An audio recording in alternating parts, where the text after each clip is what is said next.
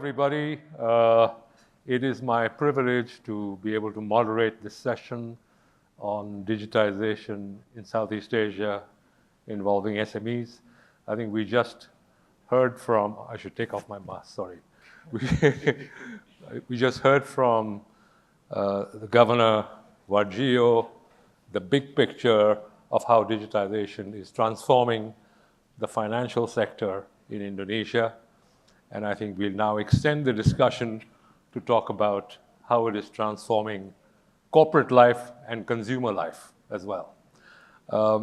It is definitely reshaping the region, opening up huge opportunities for millions and millions of people, especially the young. I think the pandemic has accelerated digitization. In just 1 year after the pandemic, something like 60 million new consumers, new digital consumers have come online in the Southeast Asia.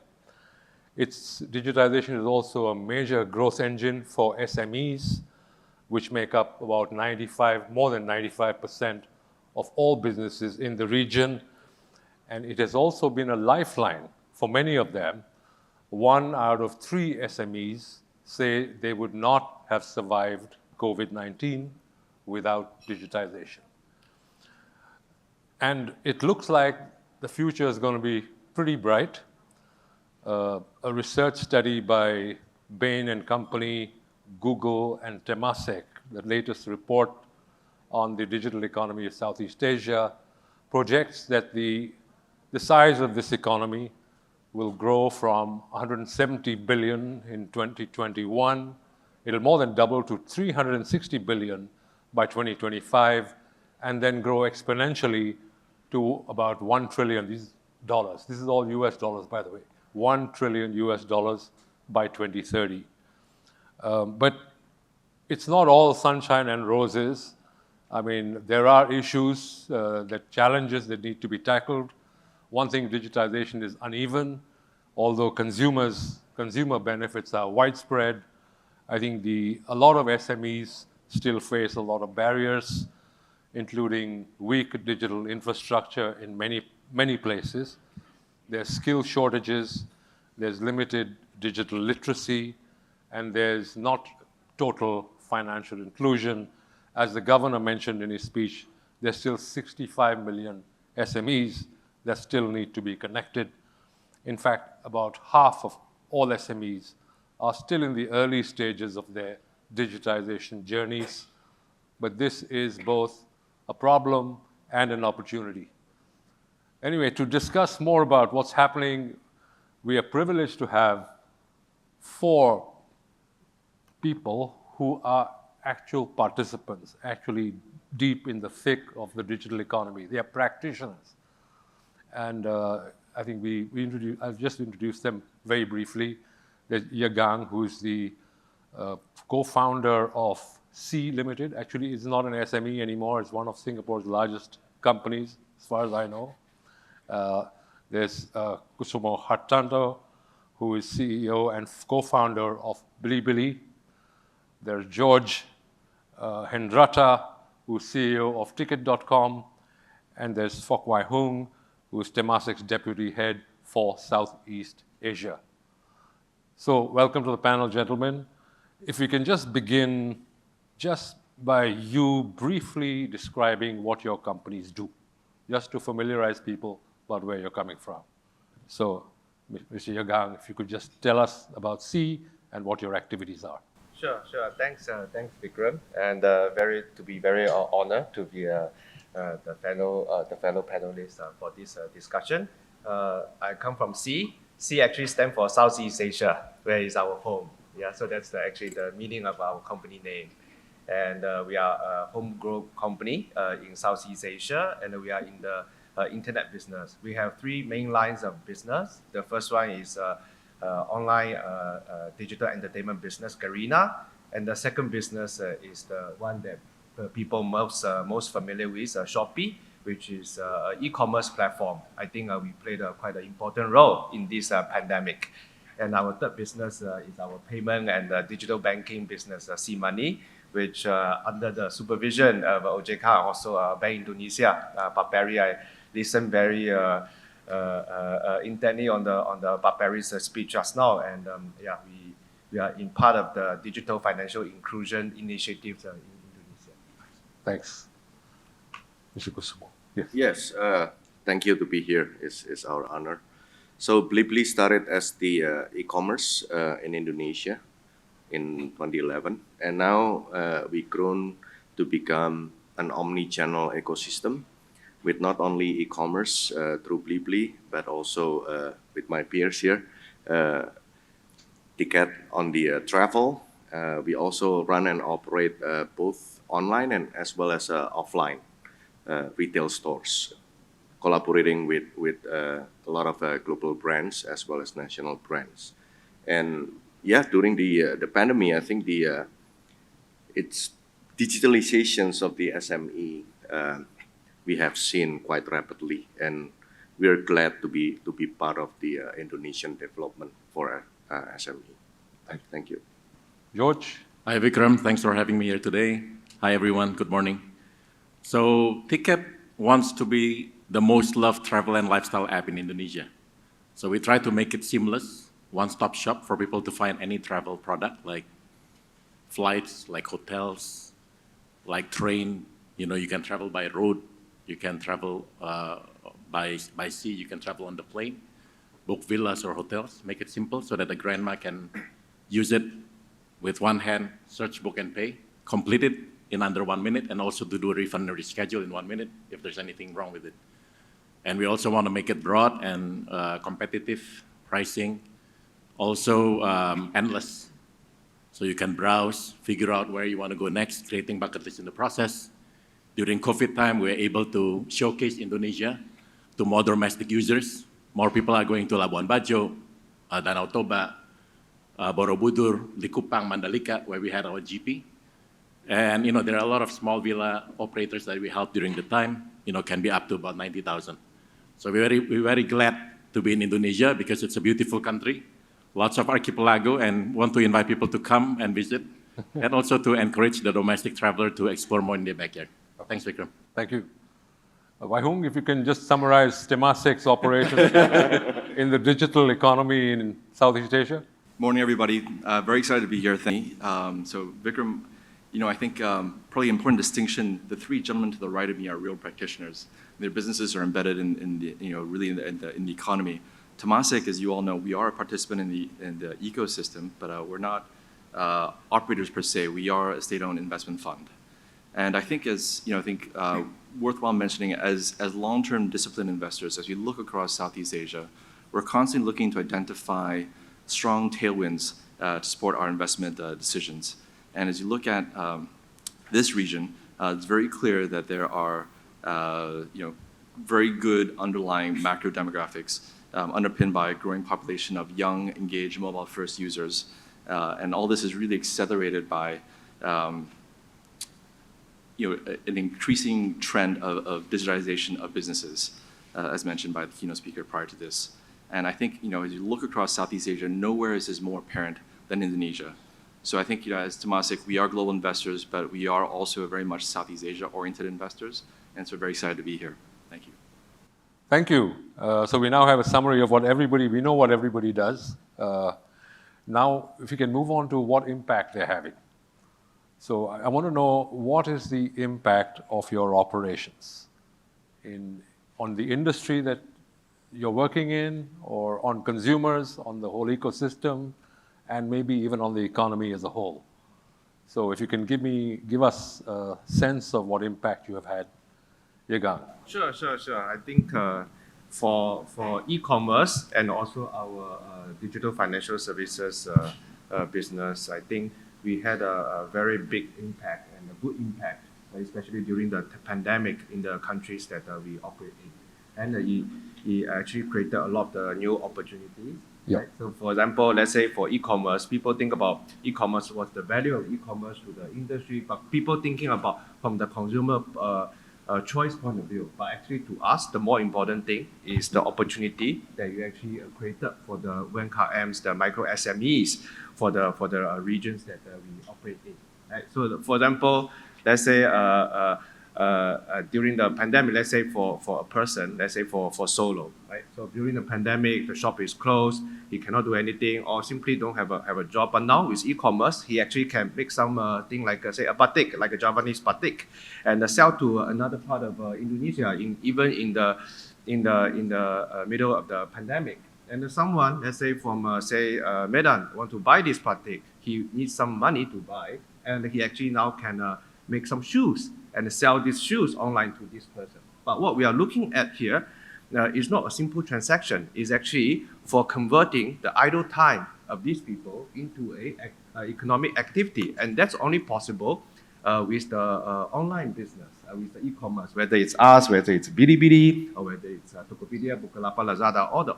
All the e-commerce players are actually creating a very active role in raising the productivity and creating a new market for the countries that we operate in. Yeah, Okay. so I think that's one of the biggest contribution of us to the economy during and maybe after the pandemic. Yes. Thank you. Yes, I must confess that I'm also a customer of Shopee.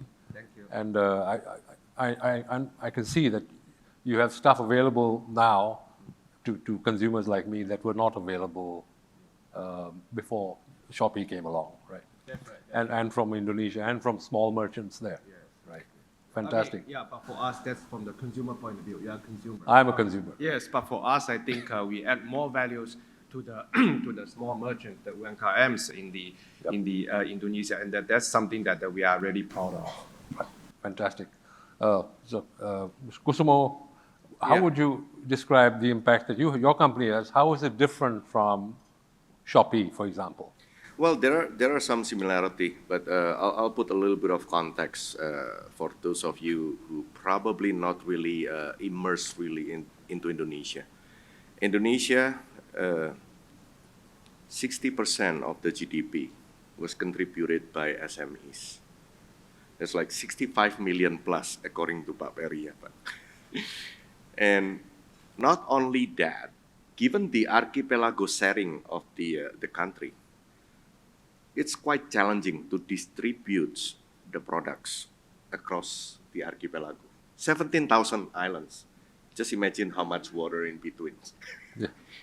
So the impact that we have, along with other online players like Shopee and others, is that especially during the lockdown, while people cannot travel, people cannot go even outside, while they still have the daily needs. And similarly, on the seller side, and this is not just SME, even for a big companies, that's where we play a big role to help connecting the brands, the retailers, the SMEs into the hands of consumers.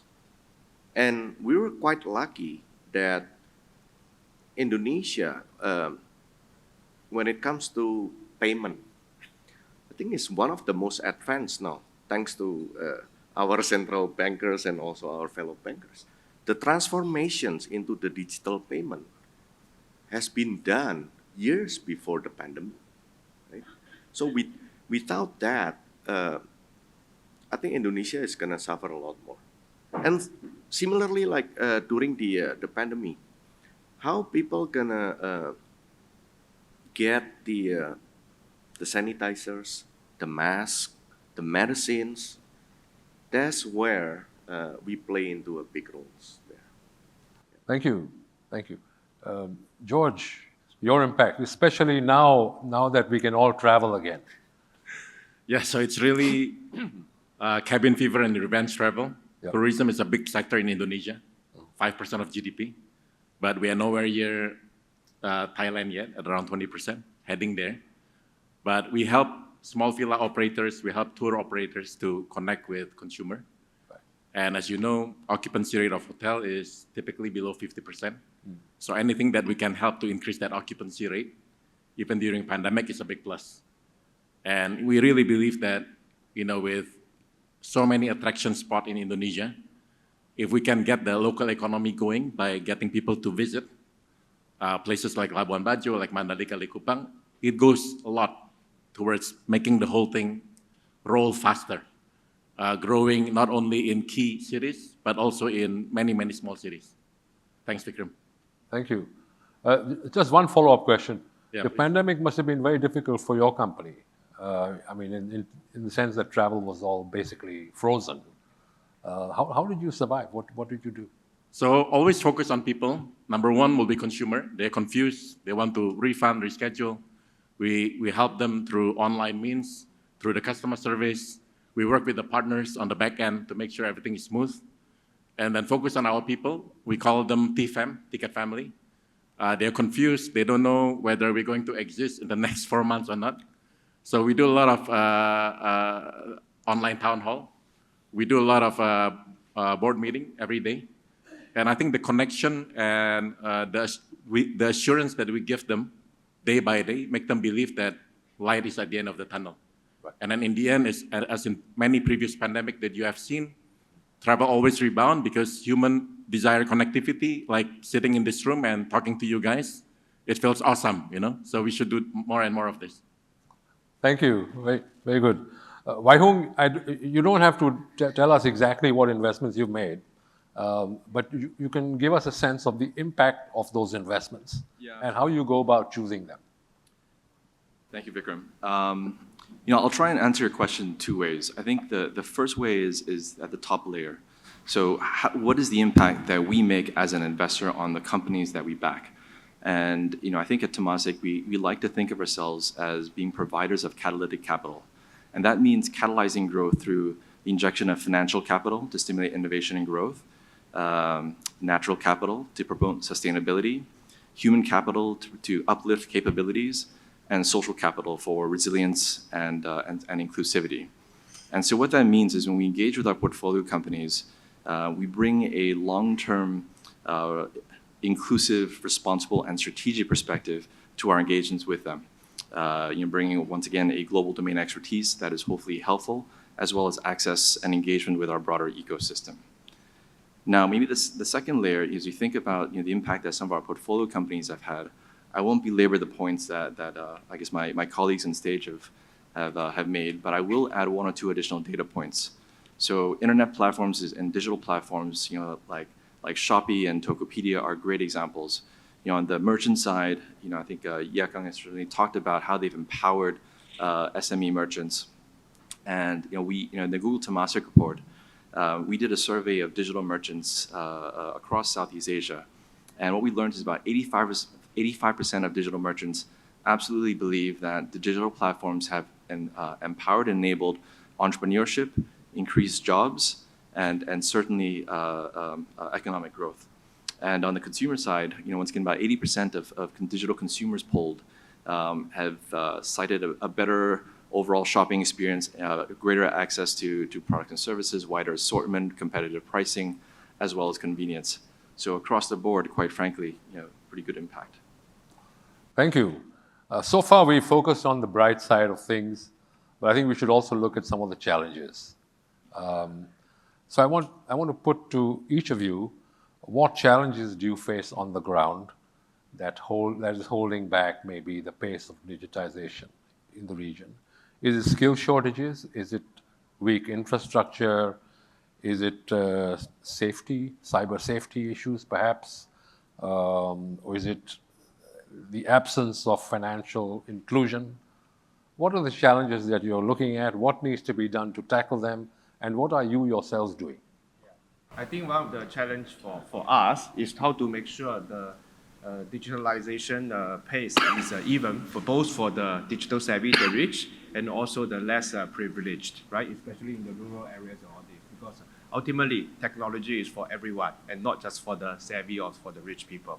So that's why for us, one of the initiatives that we have is to have a Shopee Digital Center in many of the villages in Indonesia. So we already have a few thousand these centers. So in the village center, we have a Shopee Digital Center, and we have a computer there, we have a person there to teach people how to access information, how to do business online, how to do digital financial services online, and how to use things what Paperi was talking about just now, the QRS and all these. So these efforts, I feel, is very important, and it's not only the job of the government, but it's all the businesses to make sure that the pace of development is even for all the population. I would like to just briefly talk about second one. Yeah.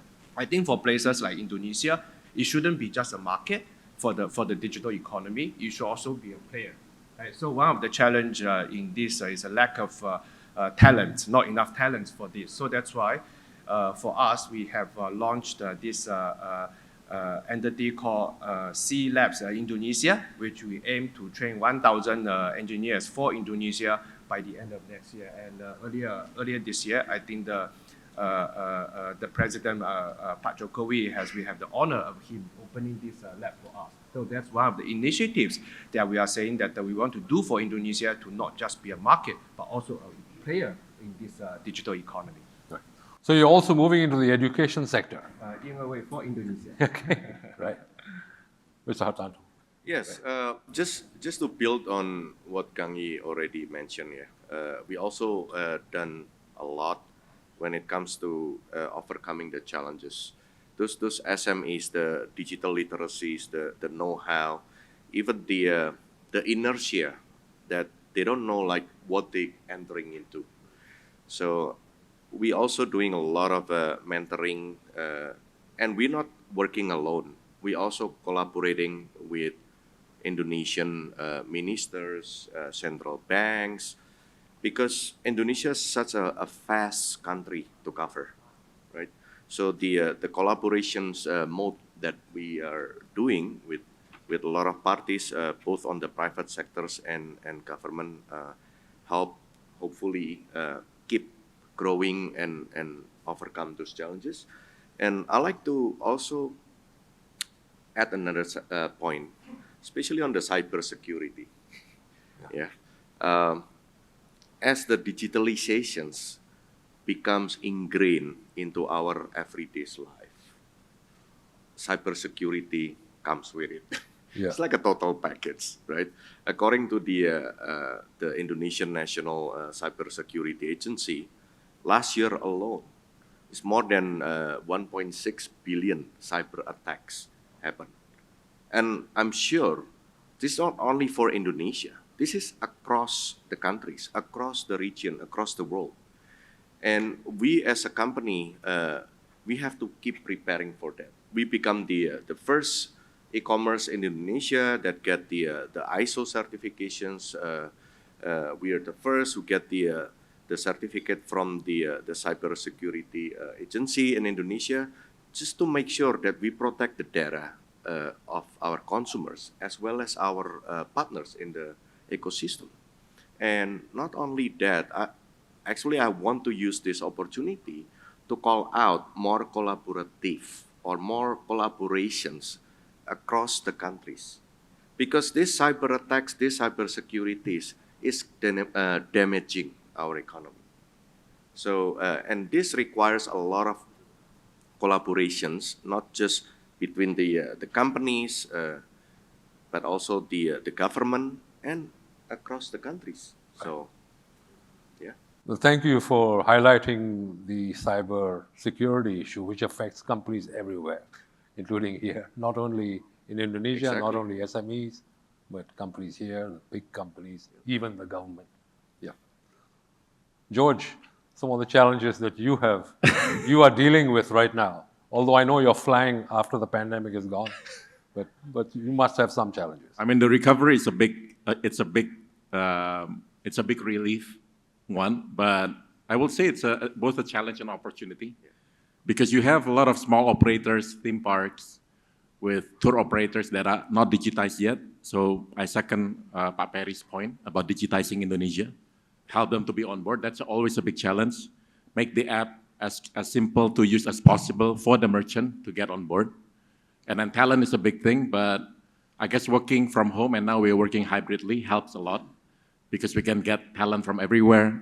We are getting the training that we need locally as well to beef up so we can have more numbers of skilled engineers that are ready to basically to scale up. Because as you have seen in today's talk, it is only the beginning for Indonesia. There's a lot more rooms to grow. Thanks, Vikram. Thank you. Wai Hung, what sort of obstacles do you face in choosing investments or making investments in Southeast Asia, and especially Indonesia?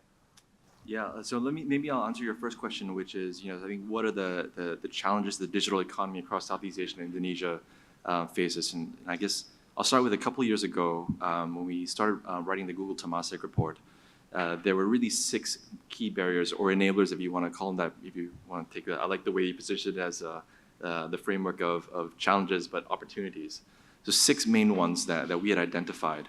5 of those, quite frankly, we've seen really good progress on the last couple of years, and those 5 being payments, consumer trust, digital infrastructure, logistics, and funding. Now, having said that, the 6th one, which I think was touched on earlier as well, talent continues to be a major challenge. And there, once again, I think that's really a challenge for all of us to band together, pull together. And I really enjoyed hearing what Yekang was doing with Shopee Labs to really focus on reskilling and upskilling our labor population to be ready to participate in the internet economy. Now, looking forward, there are probably 3 others that I'll mention that as we think about what can really help supercharge the digital economy going forward. Number 1, ESG. So thinking about and establishing the right metrics to track and a consistent way for us to track and report and monitor ESG and sustainability. Digital inclusion, once again, sort of promoting digital literacy across the board. And the 3rd being data infrastructure and regulation, whether that's privacy regulation, cross-border data, digital trade agreements. I think all are quite critical to promoting the digital economy in Southeast Asia and certainly in Indonesia. Yep. Thank you. I mean, I have a ton of more questions, but the timer has unfortunately gone from green to red. I mean, this happened a while ago, in fact. So I'm afraid I have to wrap it up here, but not before I thank our panelists for a very informative and stimulating discussion. And thank you for listening. Thank you all. Thank you, everyone.